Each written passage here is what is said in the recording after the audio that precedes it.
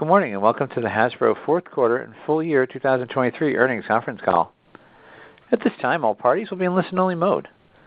If anyone should require operator assistance during the conference, please press star zero from your telephone keypad. Today's conference is being recorded. If you have any objections, you may disconnect at this time. At this time, I'd like to turn the call over to Karan Kapoor, Senior Vice President of Investor Relations. Please go ahead. Thank you, and good morning, everyone. Joining me today are Chris Cocks, Hasbro's Chief Executive Officer, and Gina Goetter, Hasbro's Chief Financial Officer.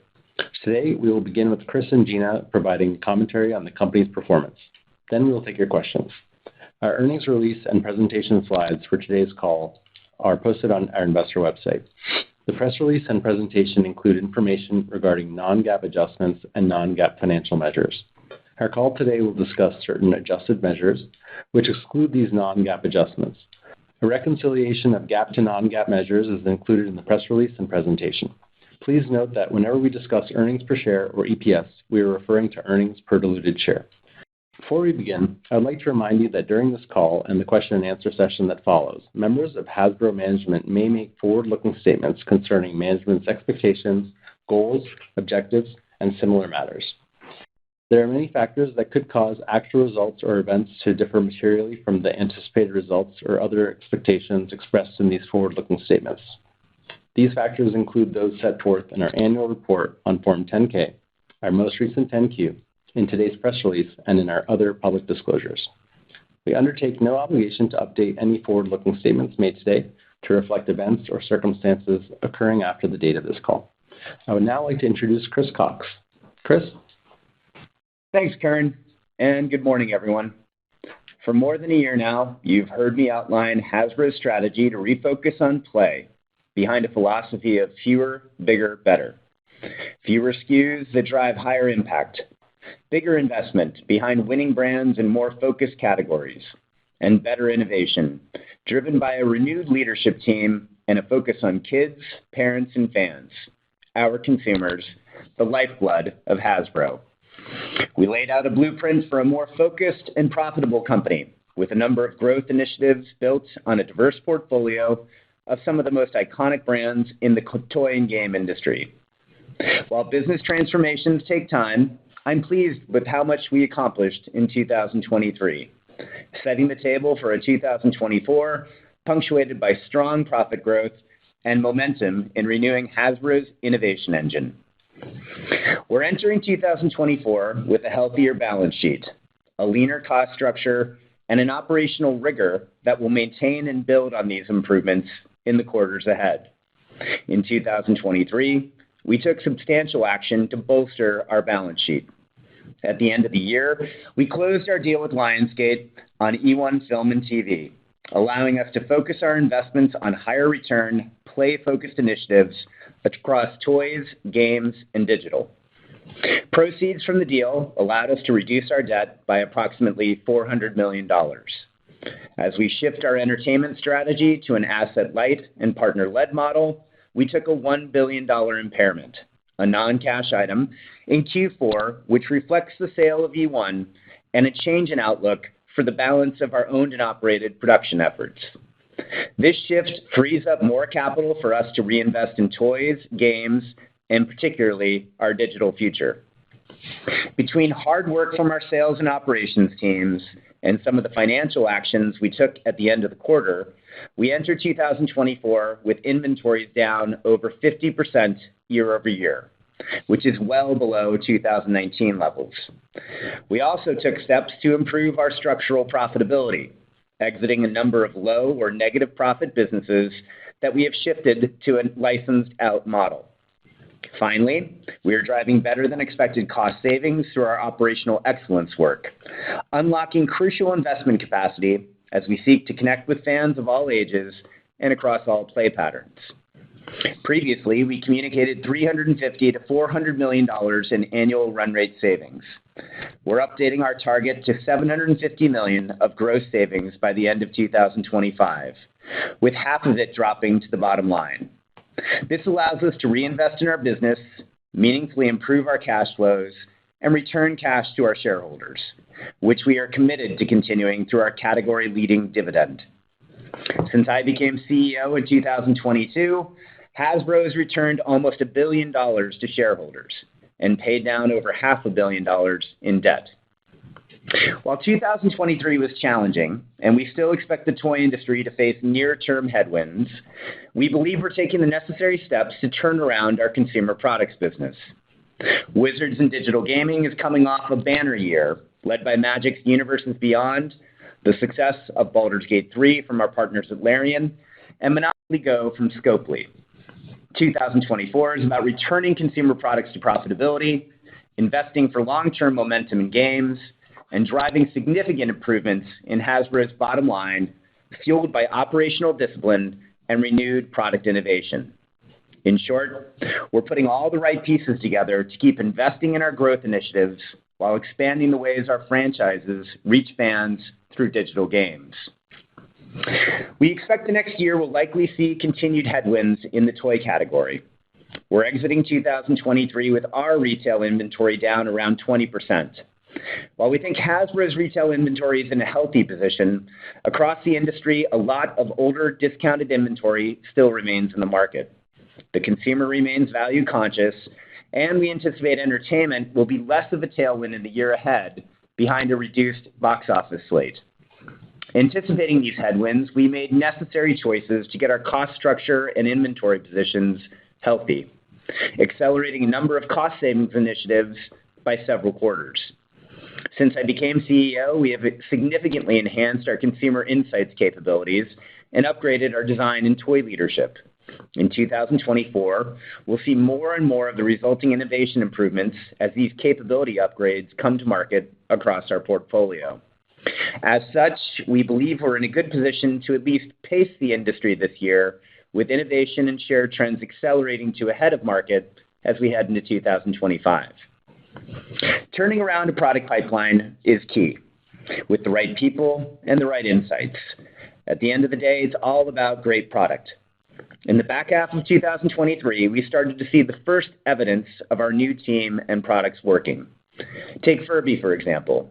This was a product we took our time testing and iterating based on consumer insights. It paid off as Furby was one of the top new toy introductions in 2023.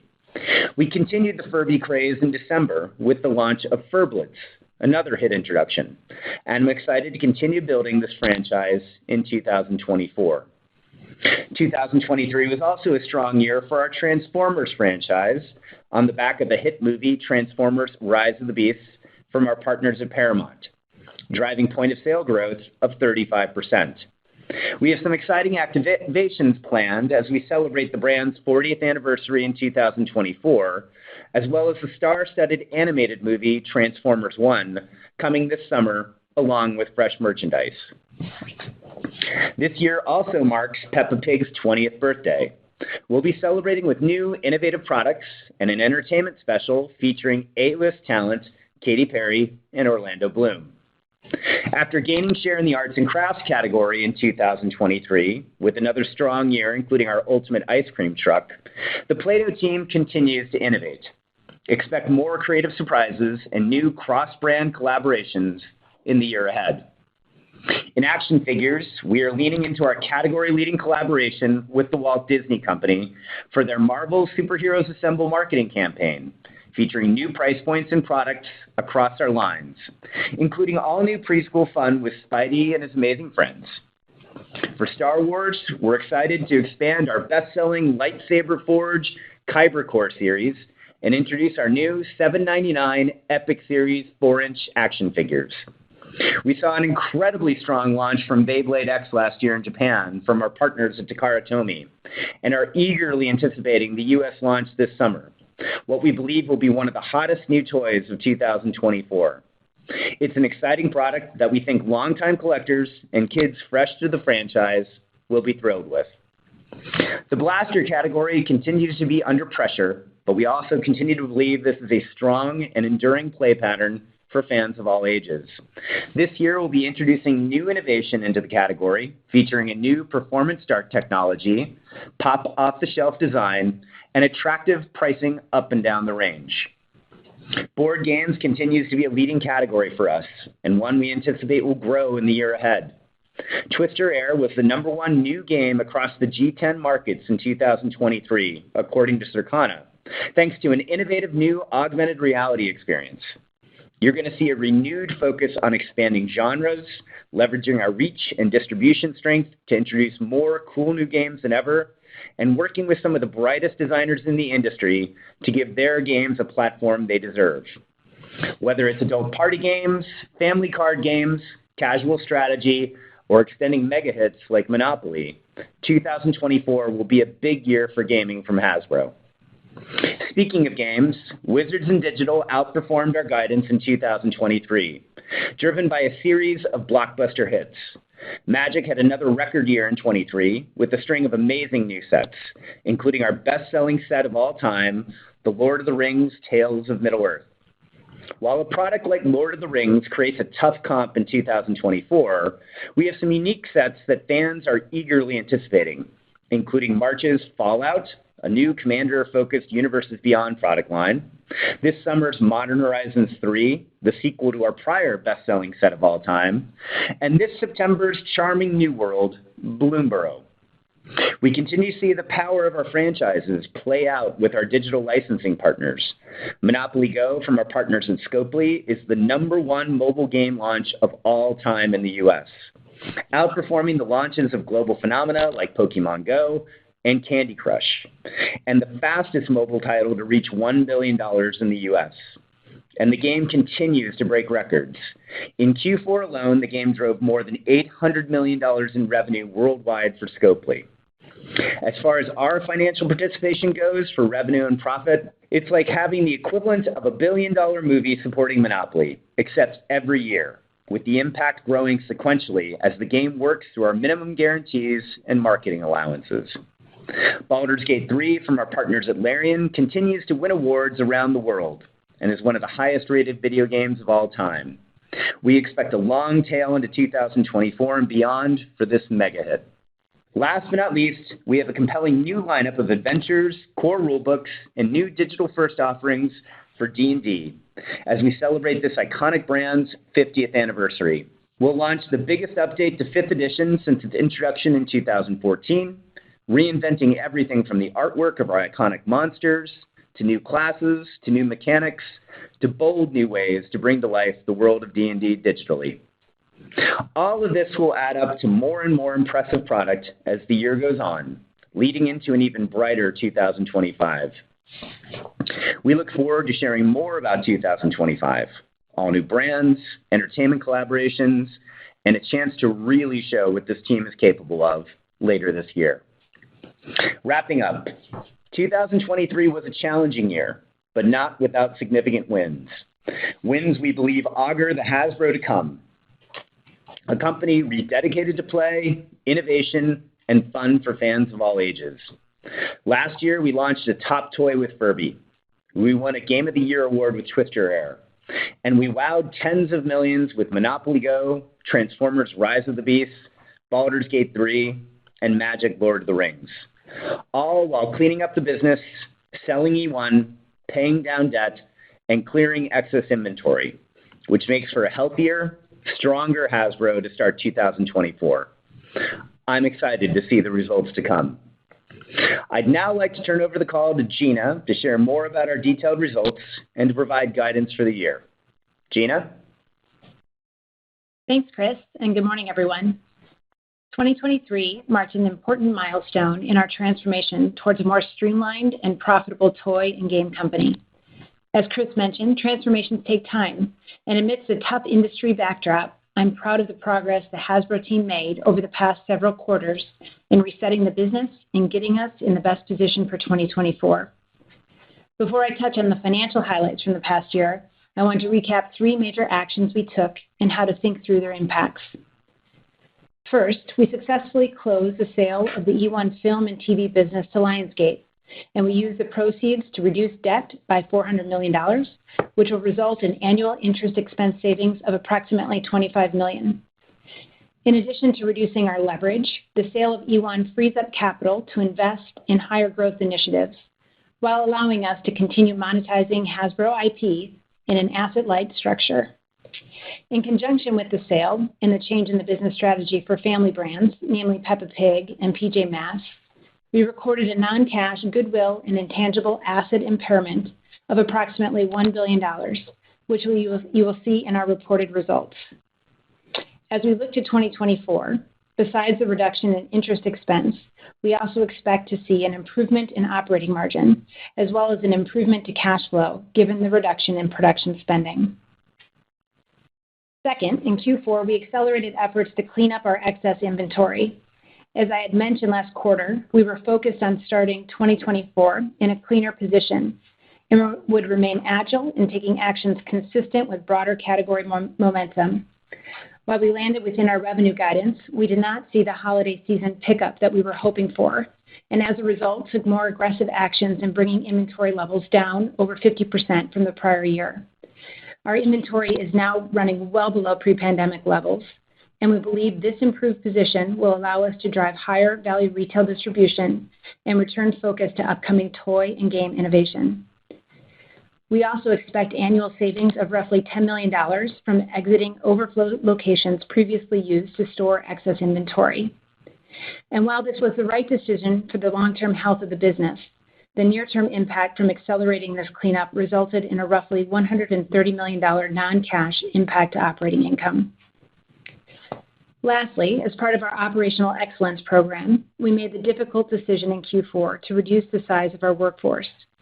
While these decisions are never easy, this move will enable cost savings, which will improve profitability and fuel investments towards long-term growth around toy and digital games innovation. Moving to our financial results and business segment highlights, in Q4 we saw a continuation of the trends seen throughout much of the year. Total Hasbro revenue of $1.3 billion was down 23% versus last year. Wizards of the Coast and digital gaming revenue increased 7%, behind ongoing contributions from the award-winning Baldur's Gate 3 and Monopoly Go. Consumer products declined 25% due to the planned business exits, broader category declines, and an enhanced focus on clearing inventory. Q4 adjusted operating loss of $50 million was down year-on-year, mostly driven by non-recurring and non-cash charges of $168 million, which includes the $130 million of inventory write-off. We believe the cleanup efforts are behind us as we are starting 2024 at much healthier levels compared to prior years, and our retail inventory is at an acceptable level. Q4 adjusted net earnings were $52 million, with diluted earnings per share of 38 cents, also down versus the prior year, primarily due to the aforementioned non-recurring charges. For the full year 2023, total Hasbro revenue of $5 billion was down 15% versus 2022 and within our previously stated guidance range. Wizards of the Coast and digital gaming revenues grew 10%, ahead of our guidance, benefiting from the success of Baldur's Gate 3, Magic the Gathering, and Monopoly Go. Consumer products revenues were down 19% for the full year, driven by planned business exits, softer industry trends, and stronger inventory management on behalf of our retailers.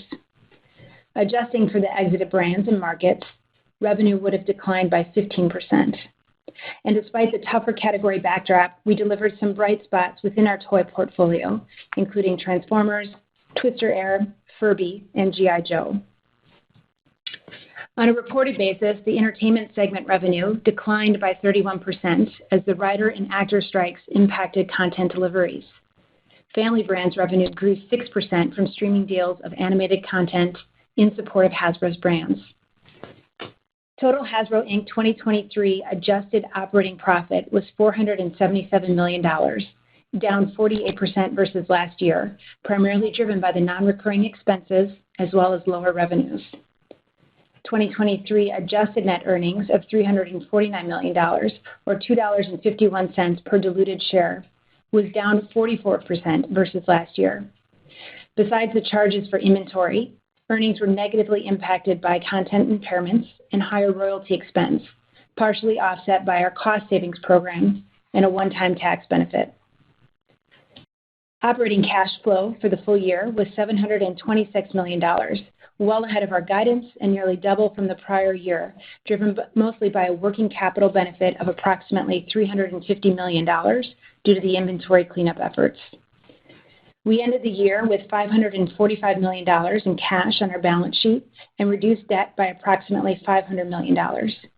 We also returned $388 million of capital to our shareholders via dividends.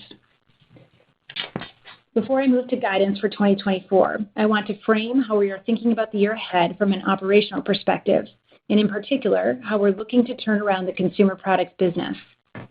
In 2023, we took the necessary steps in our transformation to reset the business. This year, with the right foundation in place, we are focused on reinvigorating innovation across the portfolio while continuing to drive operational rigor, which we expect to pave the way for sustainable, profitable growth. The near-term model that we're building is one where cost productivity provides the fuel to innovate and grow the business. And in 2024, there remains a significant opportunity to improve the underlying profitability while rebuilding its innovation engine. These two go hand in hand and align with our overarching strategy of focusing on fewer, bigger, and better brands. Over the past several quarters, we have been mobilizing around this imperative and taking actions to simplify and prioritize resources on our largest portfolios and biggest bets. One of the single biggest contributors to complexity reduction relates to our product portfolio. Moving into 2024, we have eliminated about half of our SKUs. These SKUs were only 2% of our revenue and were duplicative and unprofitable, clogging the network and creating cost for us and our retailers. Along similar lines, we made the decision to move to an out-license model for brands where we determine their respective path to scale and profitability as an owned and operated entity did not meet our internal threshold. In 2024, For Real Friends and Easy Bake Oven will transition. While there are short-term impacts to revenue from this model shift, we ultimately can expect greater operating profit dollars from out-licensed IP, and it allows us to focus resources back to our core brands. In 2023, we started the work to streamline our supply chain and improve the efficiency of the organization. And in 2024, we will be continuing these efforts by reaching further upstream to unlock value in our product design and manufacturing processes. We are taking an organization-wide focus across the supply chain, brand teams, product development, procurement, and manufacturing to identify waste and redefine the right design-to-value equation for each product. Ultimately, this will culminate in higher margins and contribute to an improved play experience. We started this work last year on select brands within our Hasbro gaming portfolio and will be rapidly extending this approach to two of our biggest brands, Nerf and Play-Doh. Also within our supply chain, we are building new capabilities within planning and forecasting to ensure that inventory levels, both owned and retail, remain within the desired thresholds. We made significant progress coming out of 2023, and these updated processes and tools will ensure that we maintain a healthy inventory position. Since coming on board at Hasbro, I've talked about the imperative to bring costs down within managed expenses to stop the dynamic of overhead growing faster than revenue, particularly within the consumer product segment. In December, we announced the next round of actions to address the organizational structure. We have also introduced zero-based budgeting as a tool to help us optimize our spending and ensure dollars invested are driving the right actions and are in support of our strategy. And finally, we are continuing to enhance our capabilities around consumer insights, revenue growth management, and marketing effectiveness as core drivers in strengthening our foundation and enhancing product development. Looking forward to the 2024 holidays, we have more innovation compared to last year that's backed by insights and stronger pricing precision. This, coupled with stronger planned execution with our retailers, will enable Q4 growth across the toy business. Turning to guidance for 2024 and looking more closely at the two main operating segments.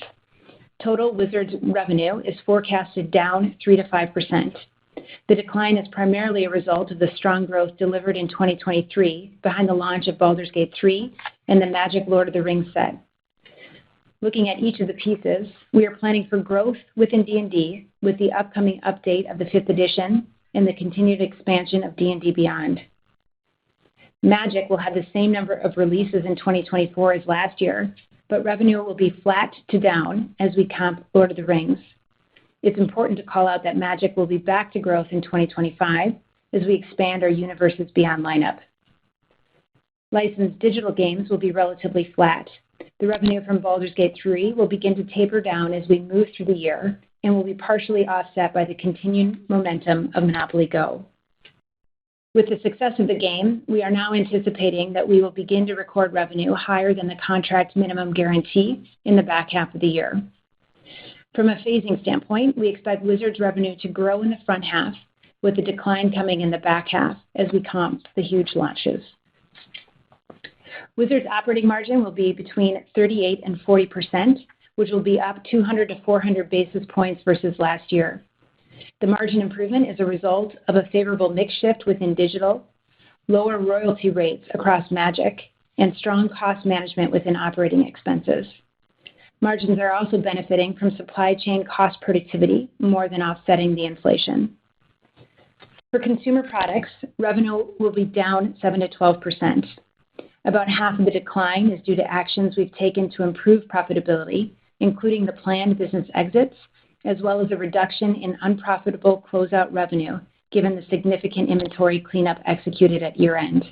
The other half of the decline is a result of prevailing category trends.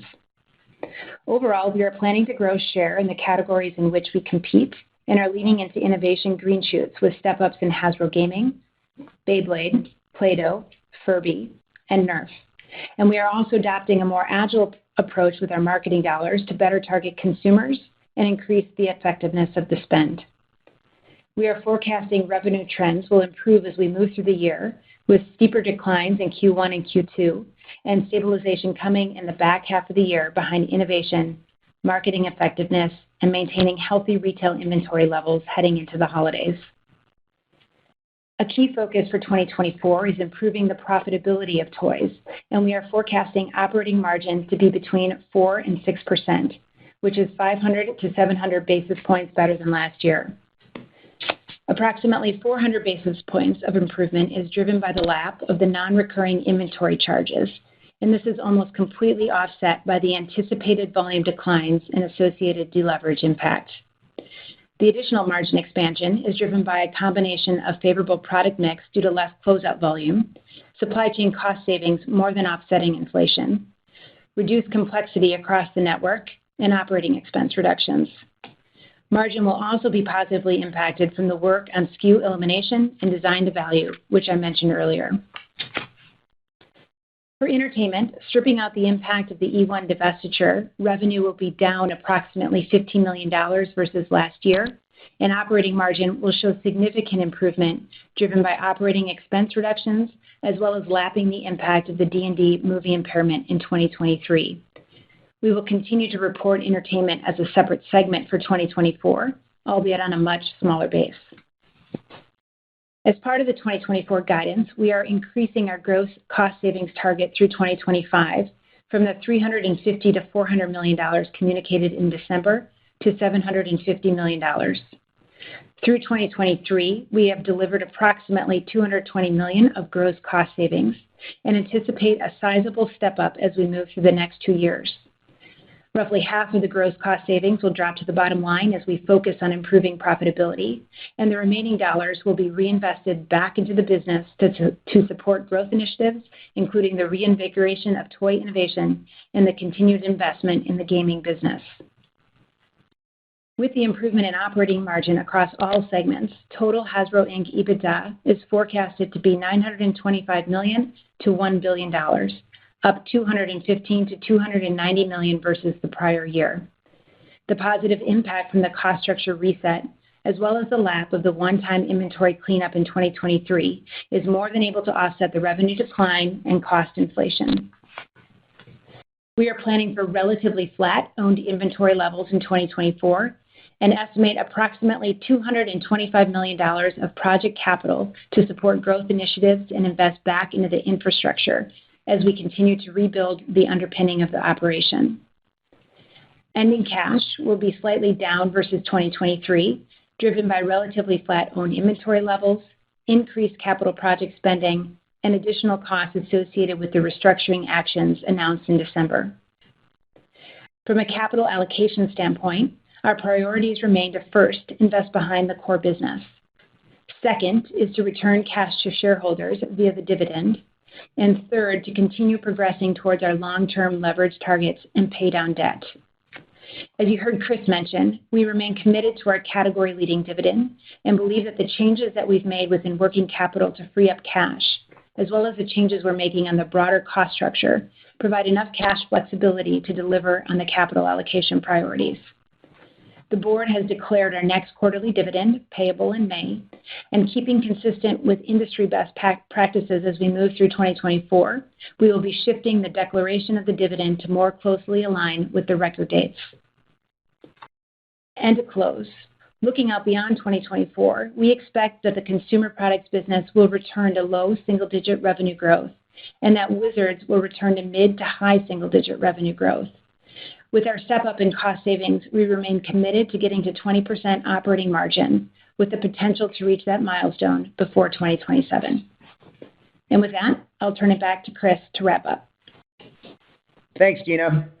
Turnarounds take time, and for our toy business, we are still in the early innings.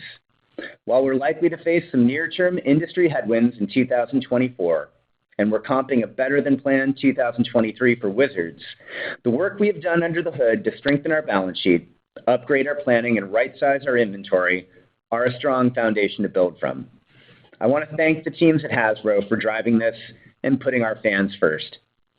This year is all about execution as we build on that foundation, drive our profitability, and reinvigorate our innovation pipeline for category share gains in 2024 and renewed top-line growth in 2025 and beyond. We'll now pause to take your questions. Thank you. We'll now be conducting a question-and-answer session. If you'd like to ask a question, please press star 1 from your telephone keypad, and a confirmation tone will indicate your line is in the question queue. You may press star 2 if you would like to remove your question from the queue. For participants using speaker equipment, it may be necessary to pick up your handset before pressing the star keys. So that we may address questions from as many participants as possible, we ask that you please limit yourself to one question and one follow-up. One moment, please, for our first question. Our first question will be from the line of Eric Handler with Roth MKM. Please proceed with your question. Good morning. Thanks for the question. A lot to digest here.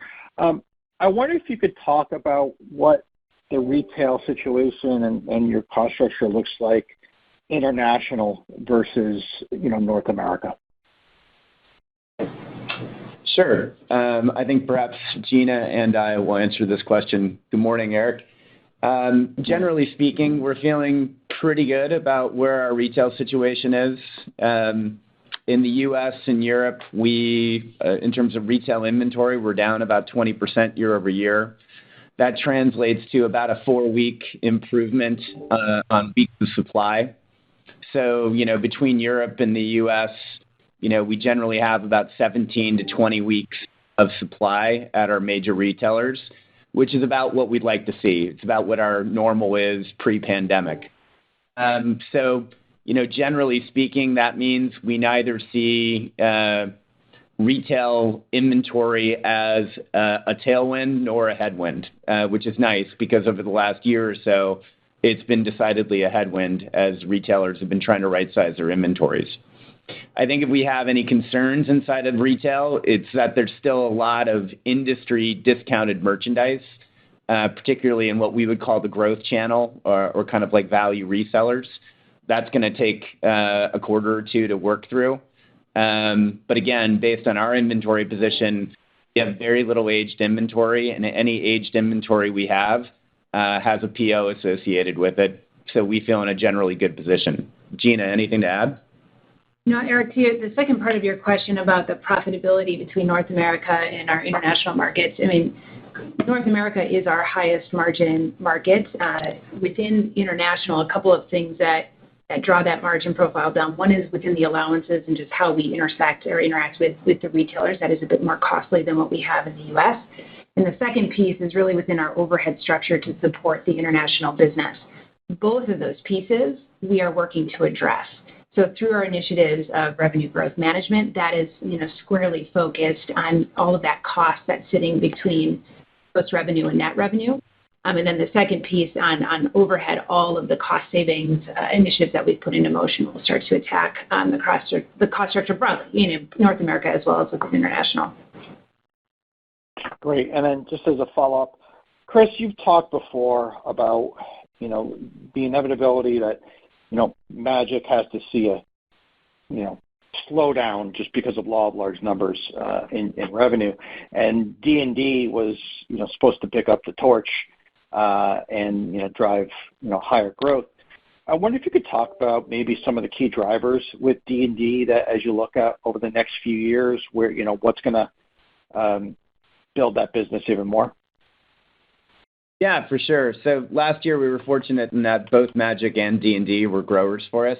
The Magic tabletop business was up probably in the 3 to 5% range. We had a little bit of attrition on digital, but still the business was up low single digits. And D&D was up over 75% on a total brand basis. I think the contributors for D&D's growth last year will be very similar to what they'll be moving forward. We continue to think D&D Beyond was an excellent acquisition. It really is the way increasingly people are playing tabletop role-playing games.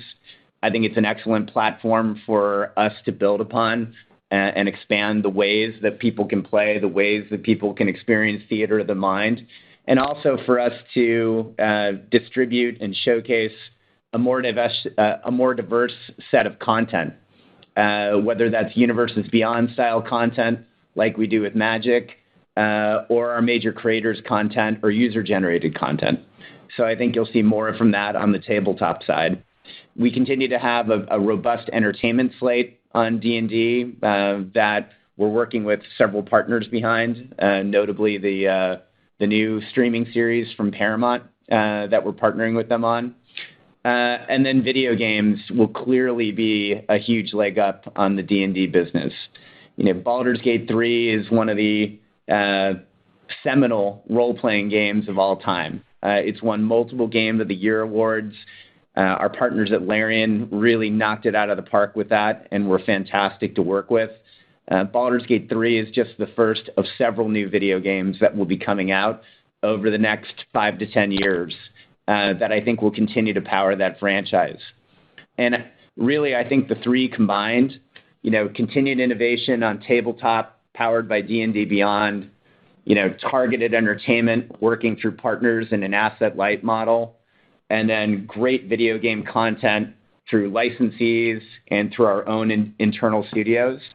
I think the future is bright for that brand. Thank you very much. Our next question is from the line of Christopher Horvers with J.P. Morgan. Please proceed with your questions. Thanks, and good morning. So first, a clarification. Did you say you expect consumer products to be flat in 3Q and then up in 4Q? In that mix, how are you thinking about Nerf growing again? And to what extent are you taking in a shorter holiday calendar next year? And as a part of that, fourth quarter question, could you mention what the specific lift in 4Q23 was from clearance sales? All right, I will try to dissect all of those for you, Chris. So you've got the phasing generally right within CP. So as we think about the guide of 7 to 12 down, you're going to see steeper declines in Q1 and Q2, similar to what we saw playing through Q3, kind of the average what we saw playing through in Q3, Q4. As we look at Q3 of 24, we start to stabilize, and as we move into Q4, we're planning for growth. As we think about which brands are going to carry it, it's really behind the strong innovation that we're putting in, Nerf being one of them. So we do have some innovation that's coming. That will be a market kind of in the back half of the year as we head into holiday. In terms of your last question on the lift specifically from closeouts, I don't know that I have that number to an exact extent. What I would say is that our closeout volume and revenue was generally consistent with what we saw play through the year prior. There wasn't a huge delta from previous years. And then couple that with all of the efforts that we took to clean up inventory. As we're looking here in the front part of the year, we're seeing that closeout volume come down quite significantly. So nothing I would call out as different as we play through Q4. As you think about the back half, Chris, I'd be really looking at Beyblade X as a huge launch for us. It did many orders of magnitude larger in the launch in Japan last year versus Beyblade Burst from 2016. We're expecting it to be quite a runner, and the early feedback from the toy fairs is our retailers are getting behind it as well. We have some really cool innovation across price points for Play-Doh that I think will continue to run on that brand, both building share and building point of sale and sell in. And then we have quite a lineup of board games that will be coming out throughout the year. But generally speaking, we have a good Q4 for our board games, and we think this year will be no exception. Got it. And then on the Magic business, I guess how many of the larger releases that you mentioned would you expect could eclipse $100 million? And then, from a Universes Beyond perspective, was there any shift into 24 from IP partnerships that you were expecting in 23? Thank you. Sure. So last year we did 6 premiere sets per year, which is like large sets that go across formats. I think last year 5 of our 6 premiere sets eclipsed $100 million. I don't think we have a specific forecast for each of the premiere sets this year, but we will have 6 sets this year. We think, actually we'll have probably slightly less kind of secondary sets or secondary SKUs associated with Magic. And so we're projecting, flat to slightly down for the brand. So I think you can do the math and say it's roughly about the number of equivalent sets that are hitting that $100 million bogey. As you think about Universes Beyond, last year we had our first, what we would call premiere set for Universes Beyond. That was Magic Lord of the Rings. That did over $200 million in under 6 months. This year we have some smaller Universes Beyond sets. The first one's going to be Fallout, which will come up in March. That won't be at the same scale or size, but will do better than what a typical Commander set would do. But starting in 2025, we're going to have 2 premier Universes Beyond sets as part of our mix. And we believe the brands that will be shipping in 2025 have the same kind of carrying power as the Lord of the Rings. The one that we've announced will be in the front half of the year, and that's Final Fantasy, which is just a juggernaut in role-playing games. We've announced partnerships with a host of other brands, Marvel being one of the last ones that we kind of talked about. There'll be multiple sets associated with that. So for 25 going forward, you should expect to see as part of our 6 premiere sets per year, 2 of them will be Universes Beyond branded, and we think we'll have a similar uplift to what we experienced with Lord of the Rings. And so, that's underlaying a lot of our bullishness on the growth for Magic. Thank you so much. Our next questions are from the line of Arpine Kocharyan with UBS. Please proceed with your questions. Hi, thanks for taking my question. So EBITDA finished the year at around $700 million, and you expect around $250 of incremental cost saves in 2024. But then you're probably annualizing cost saves from 2023 with some kind of underlying decline in EBITDA. Could you just maybe bridge to the puts and takes of 2024 EBITDA guide for the year for us? Because there's also cost to those cost savings, as I understand. If you could just go through the puts and takes. And then I have a quick follow-up for Chris. Got it. Sure. Very happy to do so. So if you kind of named some of them, so as we think about the build from where we stood in the 750, keep in mind that we have that one time, all those non-recurring charges come back. That is a benefit to us next year. That becomes a tailwind. Almost completely offsetting that tailwind, though, is the volume coming down, the revenue coming down. So the one-time benefit is offset then by the volume kind of delev impact. Overall, we have supply chain productivity that is going to be offsetting inflation. So when you think about the cost saves, that's one piece of the cost saves, supply chain productivity. The second big piece really is what's happening within our operating expenses. So when you think about the people cost as well as just broader managed expense savings, that becomes an adder back for us as we think about 2024. And the last piece that is positive is just the overall mix of our business. So not only within WOTC, where we have this continued mix into digital, but within the CP business as well, when we, again, took out those actions from a closeout standpoint, the volume that we're going to be moving through in 2024 is higher profit volume for us. So those are some of the big puts and takes. Really, the big negative for us as we head into 24 is just what's happening on the revenue line and the impact that that's having. Great. Thank you. And then, Chris, you had talked about $500 million of D&D business over a 3-4 year period. I was wondering if that's still the guidance for D&D. I know you addressed some of that earlier, but if you could just go over kind of the long-term growth prospects for that business in terms of sizing it for us, similar to how you guys communicated in October Analyst Day, to kind of, I know you're not ready to update that guidance, but just sort of, is that $500 million still the right number to think about? Thanks. Yeah, no worries. Hey, RPNA, by the way, I heard you have a new child. Congratulations. I feel like I just heard the baby. Thank you. I appreciate it. We always appreciate it when people make customers. Thank you.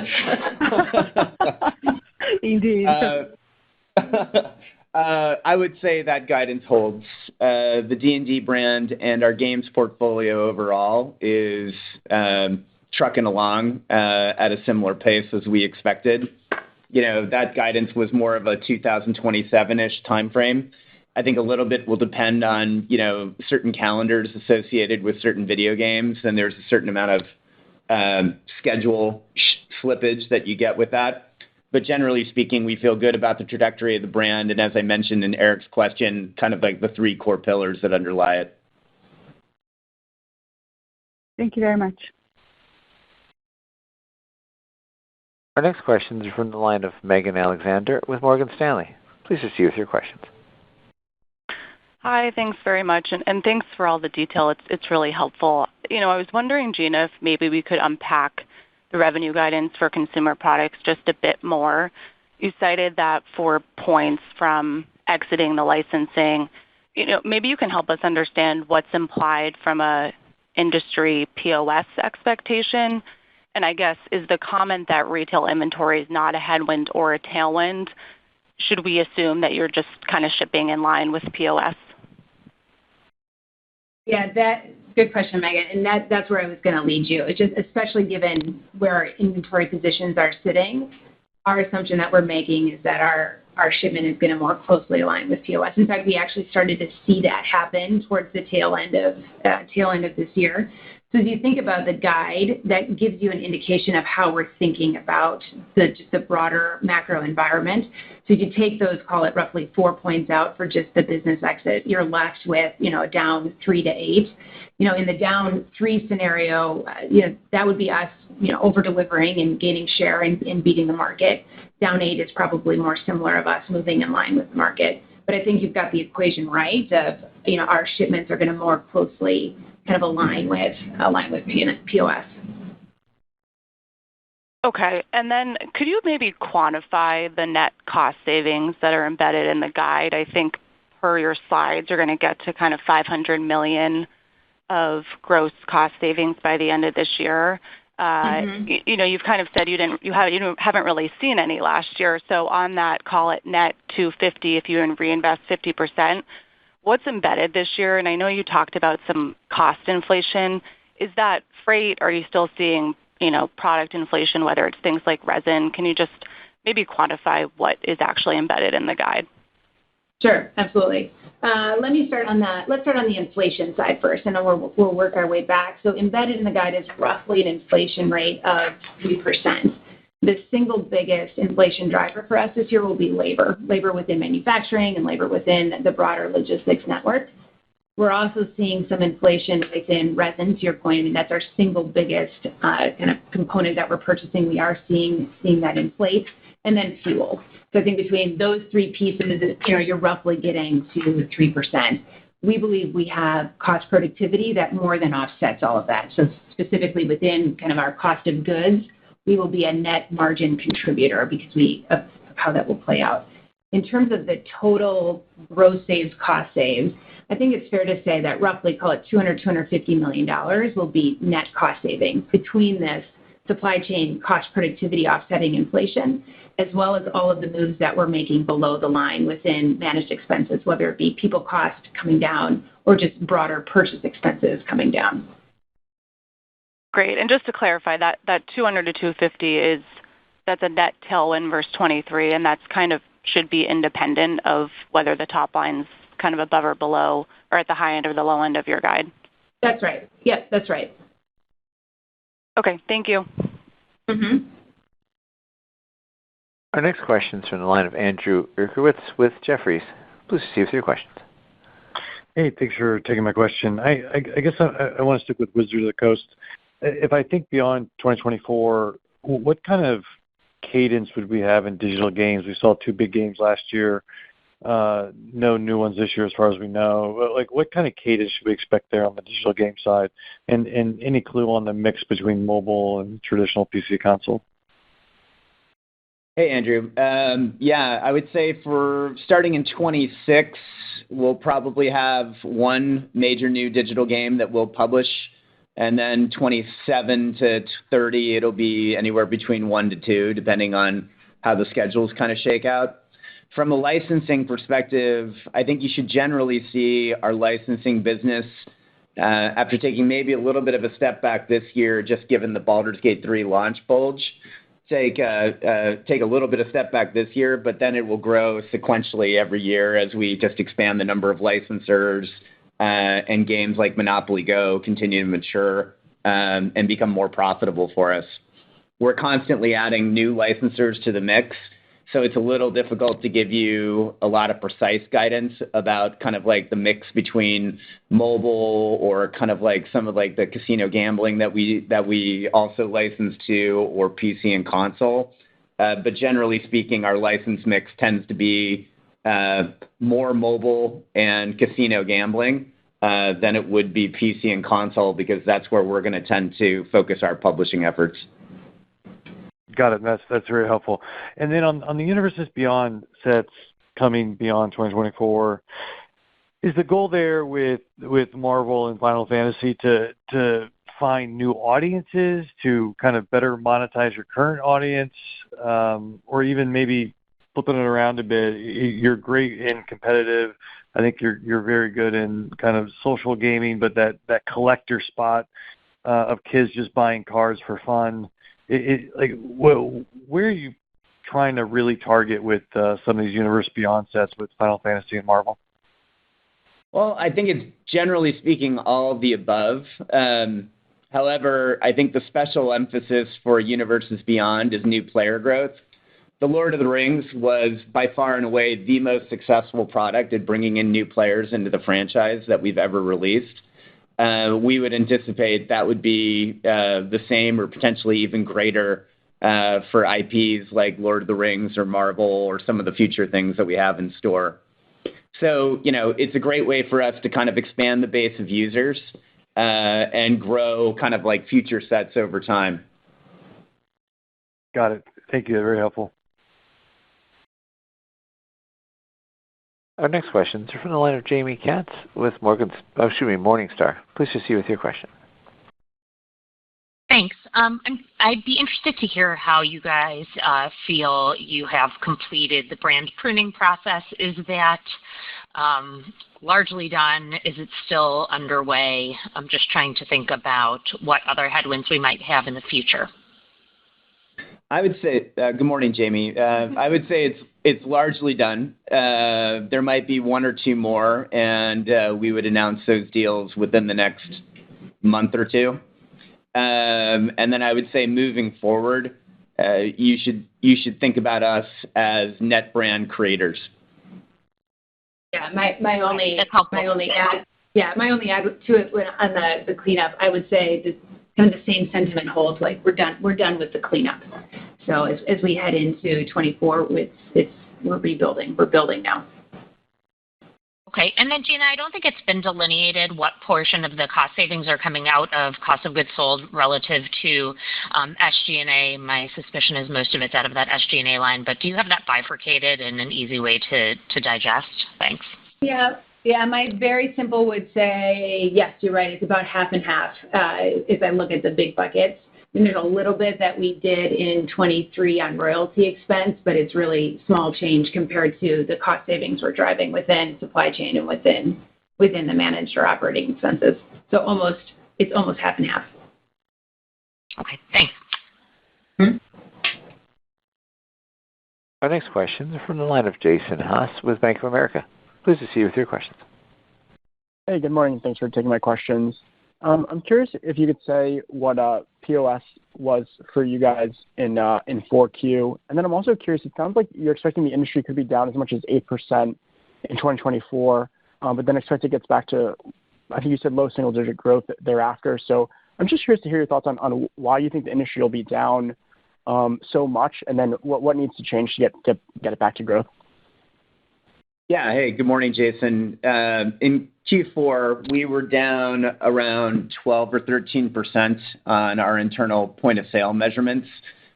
When you factor out some of the exited licenses that we didn't comp, it was more down around -9% in the quarter, which roughly tracked around what the industry did. We think the industry did between -9 and -10. For the full fiscal year, we were down -10 to -11 based on our internal point of sale tracking. And those kind of exited brands, we were down about -6%, which again, roughly tracks with kind of what our feeling is for the industry. In terms of our call for industry trends moving forward, I think generally speaking, we think the prevailing trends that existed in the back half of 2023 are likely going to persist into at least the first half of 2024 and probably into the second half of 2024. We still have a little bit of a correction from pre-COVID kind of toy share of wallet that we think we're experiencing in markets like the U.S. We do see growth in places like Latin America and Southeast Asia. And, we generally are kind of thinking that once we get through 2024, we're largely past that kind of post-COVID correction, and we start getting back into a toy market, which from our planning purposes, we're basically projecting to be around flat, and that based on our innovation and the marketing that we're putting together and just the general kind of fundamental health of the business that we're re-injecting into it, that we can grow at that level or likely ahead of that level and build some share, particularly in the categories we're focused on. Got it. That's really helpful. And then a follow-up. I was curious if you could help size up how much Baldur's Gate 3 and Monopoly Go contributed in 4Q.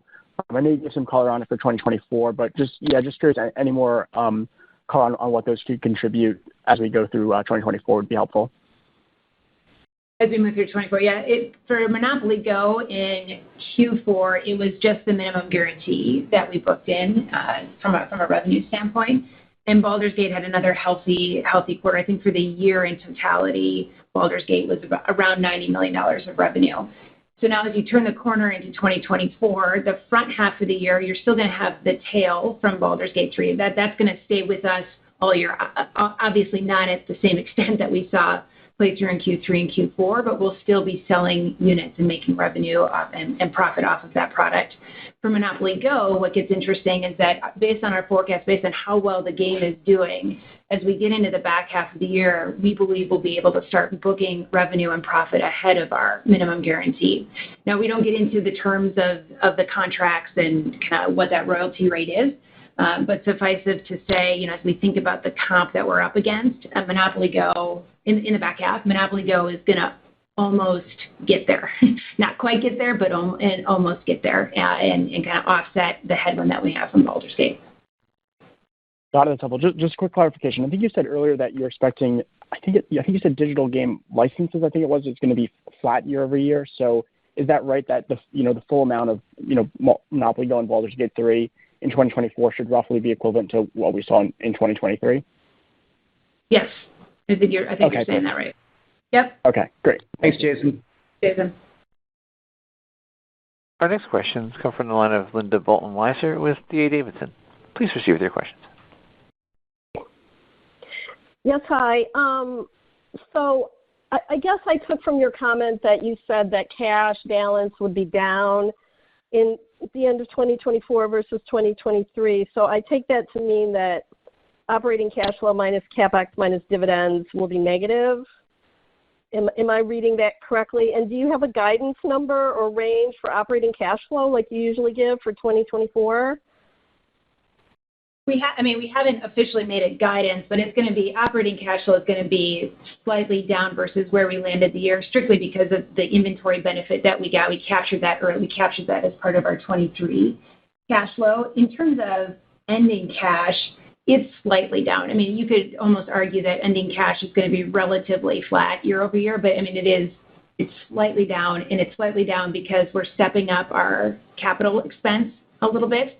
And then we also have additional charges related to the announcements that we had in December that play in. But no, we don't get to negative free cash. So can you help me understand the change in cash taxes paid and also the change in outflow related to cash restructuring in 2024 versus 2023? The cash, I'm going to have to follow up with you on the cash tax. In terms of the cost for restructuring, we paid roughly, I would say, call it $70-ish million as we move through 23. And as we move into 2024, that's going to be roughly, call it $100 million. Okay, that would be for cash restructuring, things like severance and other cash costs? Correct. That's right. Okay. And then, you know, I know that you really want to protect and continue to pay the dividend, but one might argue that Mattel's turnaround really started when they cut the dividend because it gave them, you know, a little bit of flexibility to work down the debt. You really didn't state any leverage targets for 2024 or 2025. You know, your stock is trading as if the dividend is not safe. So one might argue that it would really benefit shareholders to at least reduce the dividend so that you could work down the debt a little bit faster. Can you just respond to that idea? I'm going to go back to our prepared comments, and both Chris and I remain, and our board remains supportive of our capital allocation strategy, which includes the dividend. And we believe the actions that we've taken both in 23 and 24 to free up cash support those capital allocation priorities. I hear your point on the DLEV and getting to those targets faster. We're still committed to getting to those DLEV targets. We think, though, that, you know, fixing the business also is going to, you know, free up our ability to hit all of our cap allocation priorities. And then just my next question is just more operational. You know, I guess one of the things that kind of went wrong, I guess you could say, in 2023 is that the industry POS slowed a lot in the second half, or it wasn't what you would have thought. And that was the same for Mattel. So is there anything about 2024 that if the industry actually gets worse, or you know, versus what you're projecting, is there any flexibility or levers that you can use to better reach your financial goals in 2024, even if the industry ends up being different than you thought? Well, I would say our projection for the industry is probably on the more cautious side than what most independent analysts or other toy companies would have. So I think we're going in with a cautious outlook. I also think we have a lot of tools in our quiver in terms of cash liquidity. You know, we've got $1.8 billion of cash liquidity and options should we have to weather a down quarter or two that is worse than what we're predicting. And, you know, our new management team, I think, is showing quite an adeptness at cost management and supply chain management. So there are levers that we have to pull. We feel quite confident in our ability to execute against our capital allocation priorities which are investing in the business for long-term growth, continuing to give money back to shareholders via our dividend, and in achieving our long-term deleverage targets, which is 2.5 or less. Okay, thank you. Good luck with everything. Thanks, Linda. Thank you. Our final question is from the line of Stephen Laszczyk with Goldman Sachs. Please proceed with your questions. Hey, great. Good morning. One on longer-term margins and one on CapEx.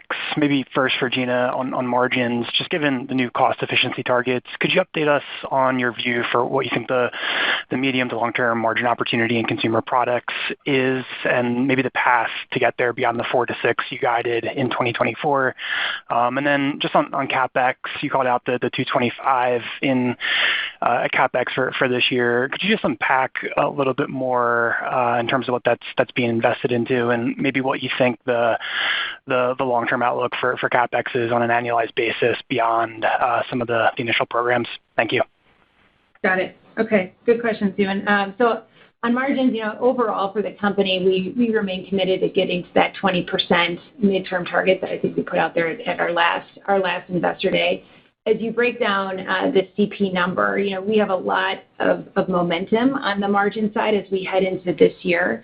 I believe as we turn into 25 and 26, we're continuing to refine, what's happening within our supply chain, what's happening within our cost structure, so that will provide some uplift on the margin.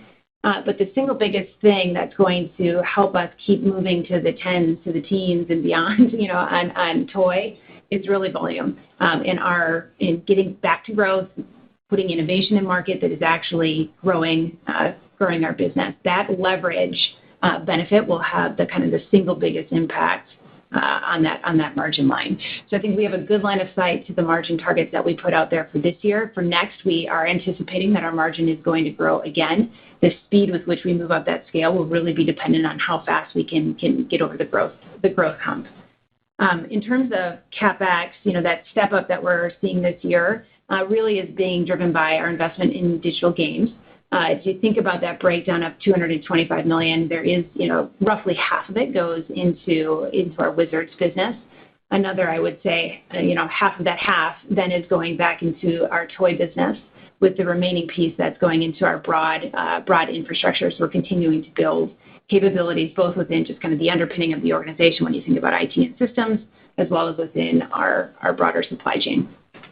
Yeah, and just for strategic context, Stephen, and thanks, by the way, for being the anchor man on the questions for us.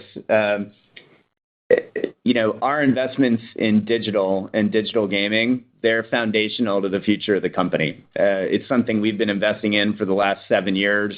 It's something that I think you should anticipate that we will at least maintain, if not grow, over the next 3 to 5 years. And it's going to be a material source of value creation, particularly in the game side of our business moving forward. I think we already see that it can work and work fantastically well with what we've been doing with licensing partners, particularly with Monopoly Go and Baldur's Gate 3 last year, and great acquisitions like we made with D&D Beyond. And I think you're going to see more and more value creation as we go through 24, 25, and into 26. Great. Thank you both. Thanks. Thank you. Thank you. This will conclude our question and answer session and also conclude today's conference. Thank you for your participation. You may now disconnect your lines at this time and have a wonderful day.